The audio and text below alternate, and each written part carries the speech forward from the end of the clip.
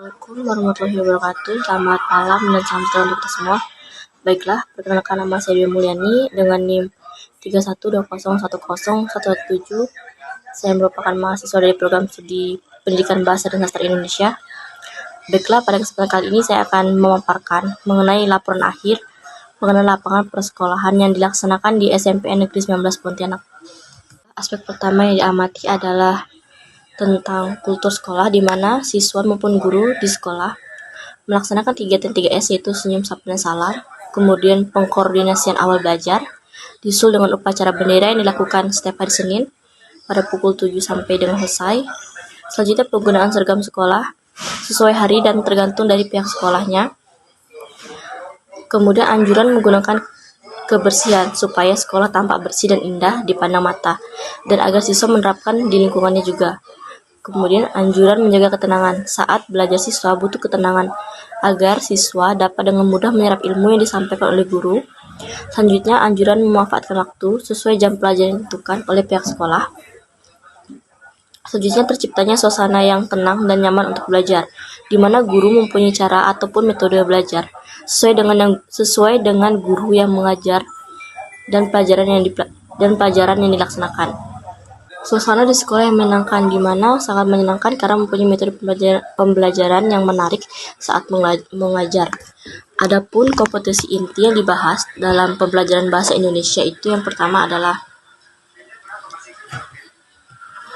K11 dan K12, yaitu menghargai dan menghayati ajaran agama yang dianut serta menghargai dan menghayati perilaku jujur, disiplin, santun, percaya diri, peduli dan bertanggung jawab dalam berinteraksi secara efektif, sesuai dengan perkembangan anak di lingkungan keluarga, sekolah, masyarakat, maupun lingkungan alam sekitar, bangsa, negara, dan kawasan regional.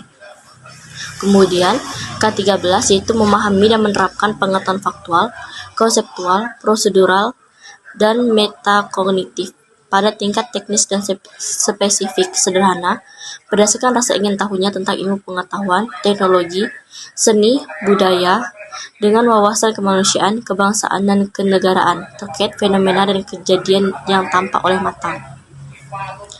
K14 menunjukkan keterampilan menalar, mengelola, dan menyaji secara kreatif, produktif, kritis, mandiri, dan kolaboratif.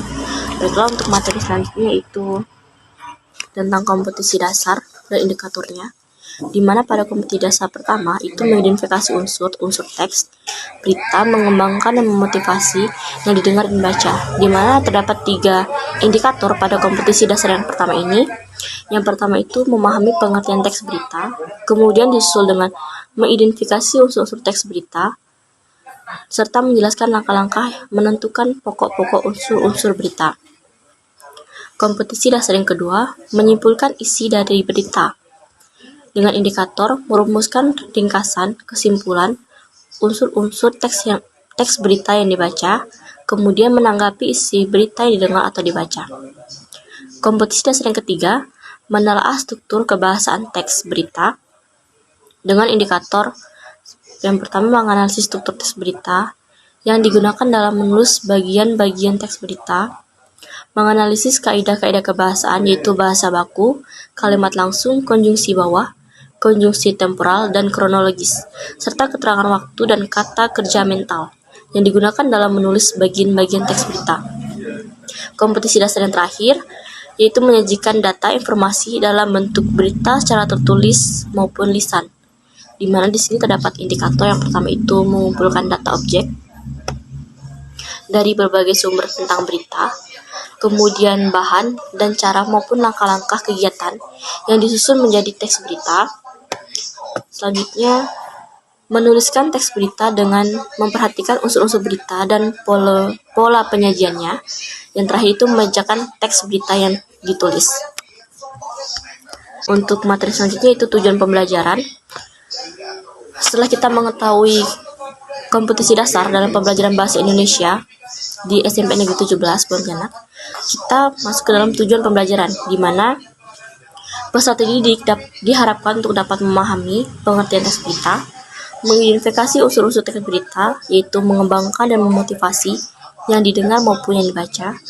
Yang ketiga itu menjelaskan langkah-langkah, menentukan pokok-pokok unsur berita, merumuskan ringkasan atau membuat kesimpulan tentang unsur-unsur teks berita yang dibaca, menanggapi isi berita yang didengar atau dibaca, menganalisis struktur teks berita yang digunakan dalam menulis bagian-bagian teks, menganalisis kaidah kebahasaan, yaitu bahasa baku, kalimat langsung, konjungsi bawah, konjungsi temporal, dan kronologis. Selanjutnya keterangan waktu dan kata kerja mental yang digunakan dalam menulis bagian-bagian teks berita.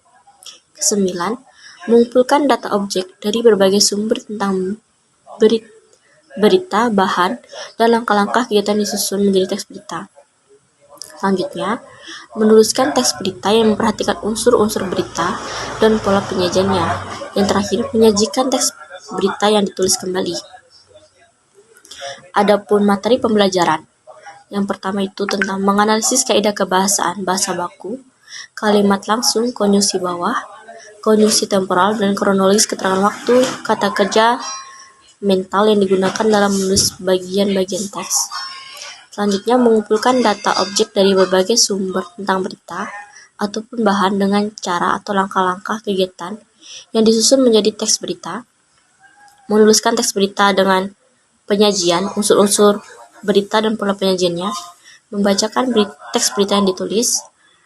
Kemudian materi pembelajaran juga mempelajari tentang pengertian teks berita, unsur-unsur berita 5W+1H, ringkasan dan penyimpulan berita, langkah-langkah menyimpulkan pokok-pokok berita, tanggapan terhadap isi berita, struktur berita kepada kepala berita, lead atau tubuh berita, dan ekor berita, kaidah kebahasaan teks berita, dan yang terakhir bahasa baku dan tidak baku. Perlu dipahami selama materi pembelajaran dilakukan selama 3 jam, di mana satu kali pertemuan itu ada 40 menit, dengan satu kali pertemuan 15 menit pembukaan, 90 menit materi, dan 15 menit penutup. Adapun metode pembelajaran yang digunakan, yang pertama, melakukan pendekatan menggunakan scientific learning dengan model pembelajaran discovery learning atau pembelajaran penemuan, dan disusun dengan based learning atau pembelajaran berbasis project. Adapun media ataupun alat yang digunakan selama pembelajaran adalah worksheet atau lembar kerja siswa, lembar penilaian, penggaris, spidol, papan tulis, laptop, dan infokus. Kemudian ada juga media atau alat cetak yang digunakan yaitu buku, modul, brosur, leaflet, dan gambar.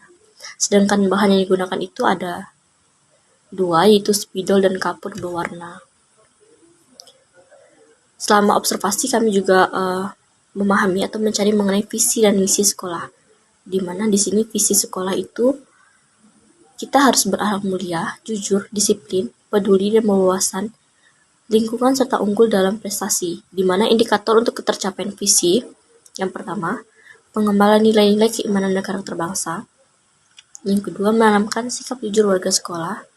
Yang ketiga, meningkatkan disiplin warga sekolah. Keempat, proses pembelajaran yang efektif dan menyenangkan. Kelima, peningkatan keterampilan dan kreativitas. Keenam, kesehatan seluruh warga sekolah. Dan terakhir, kesehatan, kebersihan, dan keindahan lingkungan sekolah. Yang terakhir itu ada visi sekolah, di mana visi ini selalu berkaitan dengan misi. Visi di sekolah ini pun terdapat 7 poin. Yang pertama itu menanamkan karakter religius melalui pembiasaan.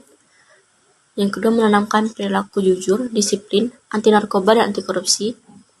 Ketiga, meningkatkan aktivitas proses pembelajaran yang mengacu pada kurikulum SMP Negeri 19 Pontianak. Yang keempat, mewujudkan pengembangan potensi siswa di bidang akademik dan non-akademik. Yang kelima, mewujudkan kelengkapan sarana dan prasarana yang menunjang pembelajaran. Keenam, mewujudkan budaya lingkungan yang bersih, ARSI, nyaman dan konduktif sebagai wahana pembelajaran. Yang ketujuh, menumbuhkan kesadaran warga sekolah sehingga tercapai lingkungan sekolah yang sehat dan bersih. Adapun kegiatan tambahan selain pembelajaran di SMP Negeri 19 Pontianak adalah kegiatan kurikuler dan ekstrakurikuler yang terdapat 5 jenis. Yang pertama itu pramuka, kedua paskibra, ketiga drum band, keempat voli, kelima futsal, dan kelima PMR. Baiklah, mungkin sekian hasil observasi yang dapat saya sampaikan. Lebih dan kurangnya saya ucapkan mohon maaf yang sebesar-besarnya. Wabillahi taufiq wal hidayah. Wassalamualaikum warahmatullahi wabarakatuh. Selamat malam.